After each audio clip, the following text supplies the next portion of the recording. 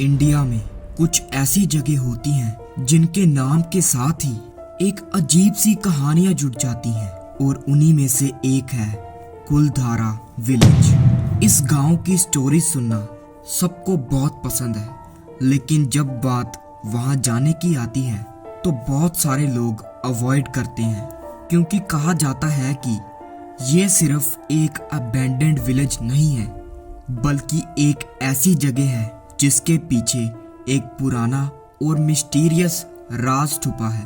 और आज की वीडियो में हम इसी बात को समझने की कोशिश करेंगे, आखिर कुलधारा में सालों पहले हुआ क्या था।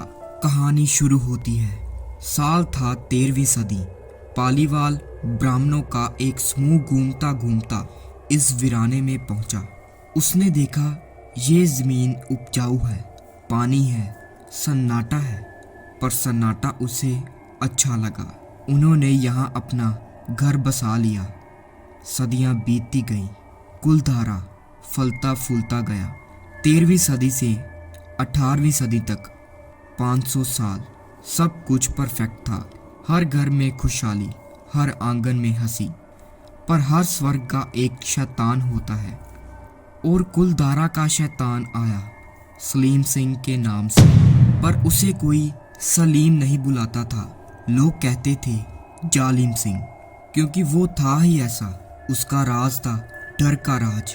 टैक्स इतना वसूल था कि इंसान अपने बच्चे तक को बेच दे। किसान की जमीन, मजदूर की मेहनत, औरतों की इज्जत, सब उसके लिए खिलौने थे। अगर उसे किसी का घर पसंद आ जाए तो वो घर उसका। अगर किसी की बीवी पसंद आ जाए, तुम समझ सकते हो। पर एक दिन उसकी नज़र पड़ी उस लड़की पर, ब्राह्मणों की लड़की, शायद इतनी खूबसूरत कि देखते ही देखते जालिम सिंह का दिल पिघल नहीं जल उठा था। वो पागल हो गया। उसके पागलपन की कोई हद नहीं रही। उसने ऐलान कर दिया, मुझे वही लड़की चाहिए, उसी से शादी करूंगा, और अगर नहीं दी तो कुलधारा मिट्टी में मिल जाएगा। ब्राह्मणों ने सुना तो उनके पांव तले जमीन खिसक गई। उन्हें पता था ये आम राजा नहीं है, ये जालिम है, असली जालिम। अगर उन्होंने अपनी बेटी दी तो वो उसके साथ जानवरों जैसा सलूक करेगा, और अगर नहीं दी तो उन्होंने ना कर दी, हम अपनी बेटी नहीं देंगे, चाहे कुछ भी हो जाए। जालिम सिंह को यकीन नहीं हुआ। उसने सोचा, मैं राजा हूँ, मेरे सामने कोई ना बोल सकता है। उसका खून खोल उठा। गुस्से में उसने फरमान सुनाया, सुबह होते ही पूरे कुलधारा में आग लगा दो, हर घर जलाओ, हर इंसान मारो, और उस लड़की को मेरे महल में ले आओ, जिंदा या मुर्दा। उसे लगा उसकी ताकत के आगे कोई टिक नहीं सकता, पर उसे नहीं पता था कुलधारा के लोगों के पास एक और ताकत थी, रीति रिवाजों की ताकत। उसी रात महल के एक मुखबिर ने गांव वालों को खबर दे दी।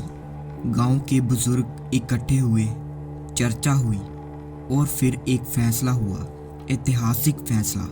हमारे रीति रिवाज कहते हैं, अगर हमारी इज्जत पर आंच आए तो हम ये ज़मीन छोड़ देंगे, चाहे यहाँ पर हमारे पूर्वजों की हड्डियाँ ही क्यों ना दबी हों। ठीक आधी रात को कुलधारा में हलचल मची, पर कोई शोर नहीं, कोई चीख नहीं, बस परछाइयाँ, सैकड़ों परछाइयाँ अपने घर से निकलकर अंधेरे में समाती चली गईं। जाते जाते आखिरी बार अपने घर की देहरी पर हाथ रखा, एक आखिरी दुआ मांगी, या शायद श्राप। सुबह हुई, सूरज निकला, और जालिम सिंह अपनी फौज लेकर पहुंचा एक मुर्दा गांव देखने। हर घर का दरवाज़ा खुला, पर कोई नहीं, कोई भी नहीं। वो पागलों की तरह घर में घुसा, लड़की को ढूंढा। उसे यकीन नहीं हो रहा था, इतने सारे लोग इतनी रातों रात कहाँ गायब हो गए। गुस्से में उसने चिल्लाकर कहा, आग लगा दो, इस पूरे गांव को जलाकर रख दो। सिपाहियों ने हर घर में आग लगा दी। लपटें उठी, धुआं फैला, पर जलने को कुछ था ही नहीं। गांव पहले ही खाली था, पर जालिम सिंह को पता नहीं था गांव खाली जरूर था, पर उससे भी ज्यादा खतरनाक चीज ये रह गई थी, और वो था शराब। हाँ, जाते जाते कुलधारा वालों ने एक श्राप छोड़ा था। हम 500 साल यहाँ रहे, अब हम जा रहे हैं, पर ये जमीन हमारी है और यहाँ पर हर ईंट, हर दीवार, हर मूर्ति हमारी आत्माओं से जुड़ी है। इसलिए हम श्राप देते हैं, अगर हमारे अलावा किसी और ने यहाँ रात बिताने की कोशिश करी तो हमारी आत्माएं कभी चैन नहीं लेने देंगी, और जो यहाँ से भागने की कोशिश करेगा हम उसके पीछे चलेंगे, और उसके शहर तक, उसके घर तक, उसके ख्वाबों तक। जालिम सिंह हंसा था इस शराब पर। उसने सोचा, मैं राजा हूँ, मुझे कौन शराब दे सकता है। पर कुछ ही दिनों में वो गायब हो गया। उसके सिपाहियों ने उसे ढूंढा, मिला तो उसकी लाश उसी के महल में। पर कैसे मरा, किसने मारा, क्यों मारा, कोई नहीं जानता। कहते हैं उसके गले पर एक ऐसे निशान थे जैसे किसी ने उसका गला घोंटा हो, पर आसपास कोई नहीं था। दरवाजे अंदर से बंद थे, और सबसे अजीब बात, उसके कमरे में सब कुछ वैसा ही था जैसा रात भर पहले था। आज भी अगर तुम जालिम सिंह की हवेली में जाओगे तो देखोगे कि वक्त वहीं थम गया है, मानो कल की ही बात हो। पर क्या सच में ये सब काफी है? ये मानने के लिए ही कुलधारा इंटेंड है, सिर्फ कहानियां या कुछ और भी? भारत का सबसे बड़ा पैरानॉर्मल एक्सपर्ट गौरव तिवारी। अगर तुम हॉरर के फैन हो तो ये नाम जानते ही होगे। उसने ठाना, कुलधारा में पूरी रात रुकूंगा, असलियत देखूंगा। अपनी पूरी टीम के साथ सारे इक्विपमेंट लेकर वो कुलधारा पहुंचे। शाम ढलते ही माहौल बदलने लगा। टीम मेंबर्स को लगता कोई दीवारों के पीछे से झांक रहा है। जैसे ही मुड़ते, परछाई गायब हो जाती। कभी दूर से किसी के चिल्लाने की आवाज इतनी साफ मानो पास में हो। उनके पैरानॉर्मल मीटर पागलों की तरह बजने लगे।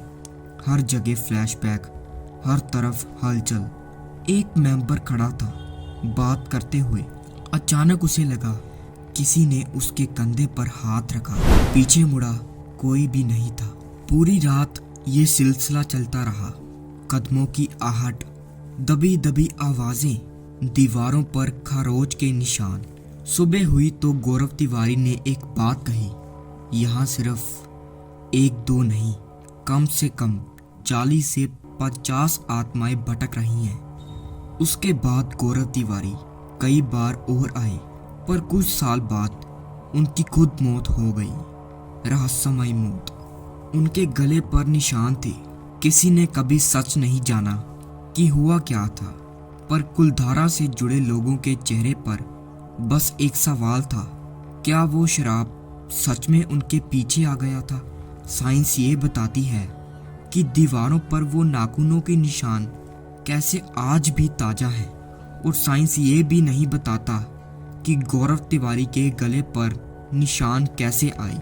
तो सच क्या है? शायद सच ये है कि कुलधारा सिर्फ गांव नहीं, ये एक दरवाजा है उस दुनिया का जहां से लौटते हैं तो उसके साथ कुछ और भी जाता है।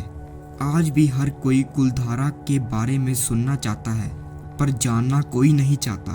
तो बताओ, तुम जाना चाहोगे कुलधारा? सोचना मत, बस याद रखना, वहाँ की घंटियाँ आज भी बजेंगी, और हो सकता है तुम्हारी घर की घंटी भी बज उठे। अगर तुम्हें ये कहानी पसंद आई तो हमारे चैनल काल दृश्य को सब्सक्राइब कर लो, क्योंकि आने वाली कहानी इससे भी और ज्यादा डरावनी होने वाली है।